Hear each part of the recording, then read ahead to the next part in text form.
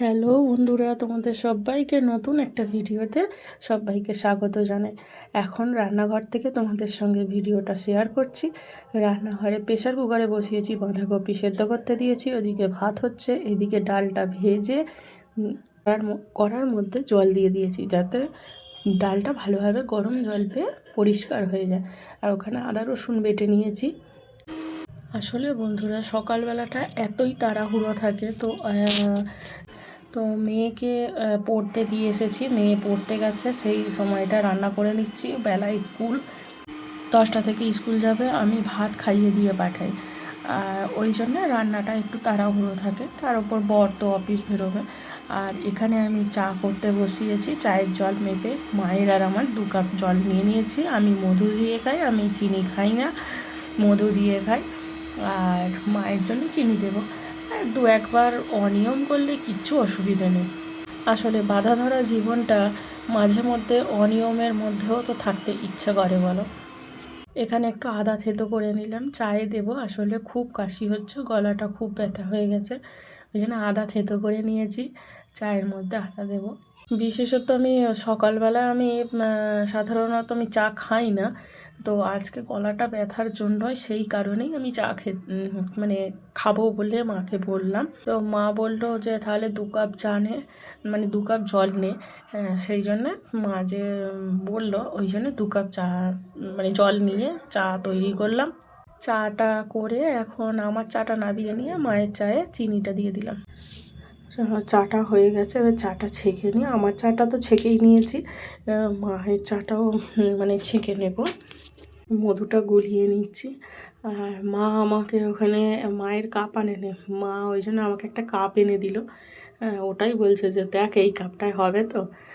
ওটাই আমি মাকে বলছি যে হ্যাঁ হবে। হ্যাঁ, একটু ওই আদা দিয়ে চা করে চাটা একটু ফুটিয়ে দিলাম, নিয়ে ডালটা একটু কড়াটা একটু বসিয়ে রাখছি, কেননা জলটা গরম হয়ে থাকবে, ওই জন্য ডালটা বসিয়ে রাখছি।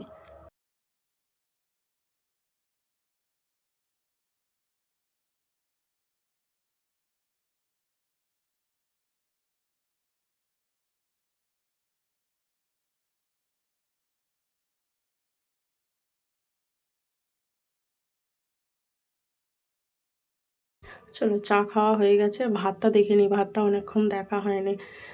ভাতটা একটু দেখে নিই, নাহলে ভাত আবার বেশি গলে যাবে। না, ভাতটা ঠিক আছে, হয়ে গেছে। ভাত হয়ে গেছে, এবার ফ্যানটা ঝরিয়ে নিই। আসলে হাতটা ধুয়ে নিচ্ছি কেন, ভাতটা হাতের মধ্যে একটু টিপলে ওই ভাতটা যে হয়েছে কি না সেটা দেখার জন্য একটু টিপলে ভাতটা যেমন কেমন যেন একটু চটচট করে, হাতটা ধুয়ে নিচ্ছি। নিয়ে এই ফ্যানটা ভাতের মারটা গেলে নিই, নিয়ে তারপর আবার তোমাদের কাছে আসছি।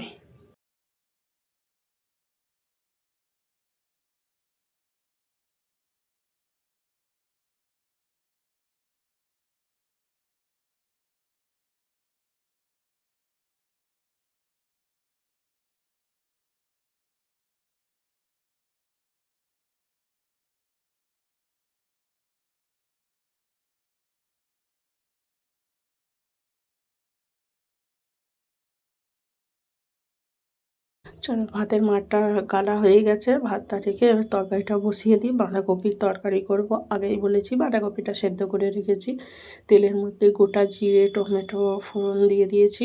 আসলে টমেটোগুলো হাইব্রিডের টমেটো কিনা জানি না, তো এত শক্ত, তেলে দিয়ে যে ভাজছি তাতেও যেন নরম আর হচ্ছে না। নুন দিয়ে একটু তেলে ভেজে নিচ্ছি, তো নরম আর হচ্ছে না। চলো, আদা রসুন বাটা দিয়ে দিয়েছি, এখানে আলু ভাজা হবে, আলু ভাজাতে নুন আর পরিমাণ মতো হলুদ দিয়ে মাখিয়ে রাখি, তাহলে অনেকটা নরম হয়ে থাকে। ওইদিকে আমার বাঁধাকপির তরকারিটা হতে হতে এটা অনেকটা নরম হয়ে থাকবে, আমার তাড়াতাড়ি রান্নাটা হয়ে যাবে। সকালবেলাটা খুবই তাড়াতাড়ির মধ্যে চলে।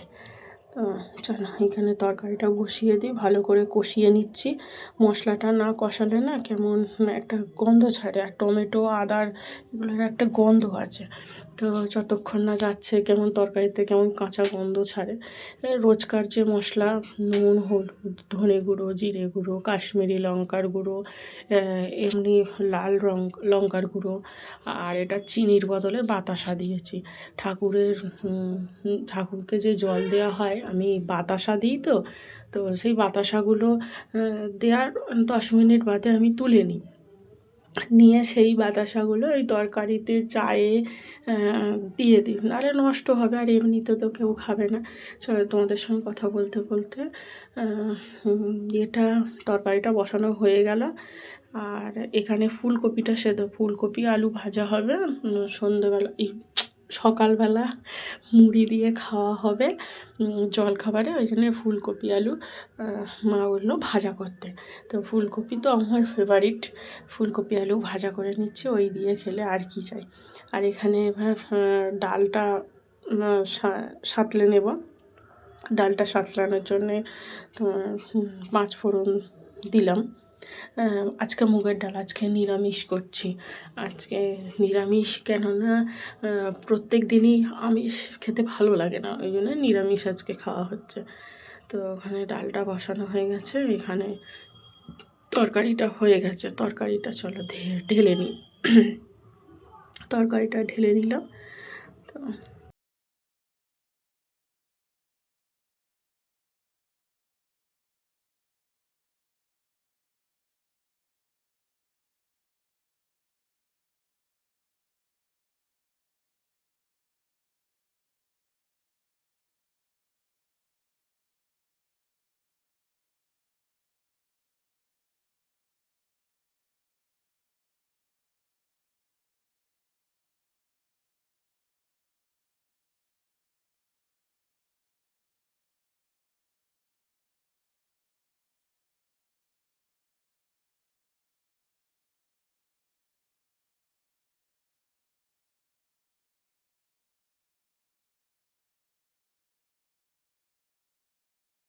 এখন রোদ্দুর থেকে এসে আর এই গায়ে কম্বল ঢাকা দিয়ে বসেছি, ঘরটা পুরোই অন্ধকার করা।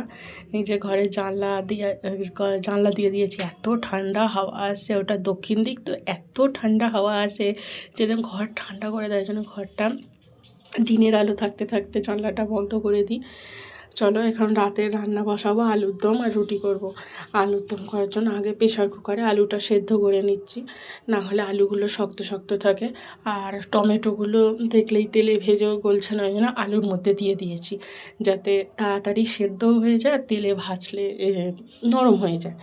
আর আদাটা বেটে নিই, কেননা ওবেলা আদার সঙ্গে একটু রসুন দিয়েছিলাম, এবেলা পুরোই আদা, শুধু আদা বাটা দিয়েই আলুর দমটা করব। আলুর দমটা করার জন্য কড়াতে তেল দিয়ে দিলাম, আর এই সেদ্ধ টমেটোটা দিয়ে দেখো কি তাড়াতাড়ি গলে গেল না। এবার আদা বাটা, হলুদ গুঁড়ো, লঙ্কার গুঁড়ো আর নুন আর চিনি, আর এবেলা আর কোনো মশলা দিচ্ছি না। সেদ্ধ আলুগুলোকে দিয়ে দিলাম, দিয়ে কষিয়ে অল্পই জল দিয়েছি, কেননা মাখো মাখো তরকারিটা মাখো মাখো রাখবো। গুঁড়ো গরম মশলা দিয়ে দিলাম। তাহলে আজকের ভিডিওটা এখানেই শেষ করছি। ভালো হলে একটা লাইক ও কমেন্ট করতে ভুলবে না। আজকের মতো টাটা, দেখা হবে অন্য কোনো ভিডিওতে। ততক্ষণ অবধি সবাই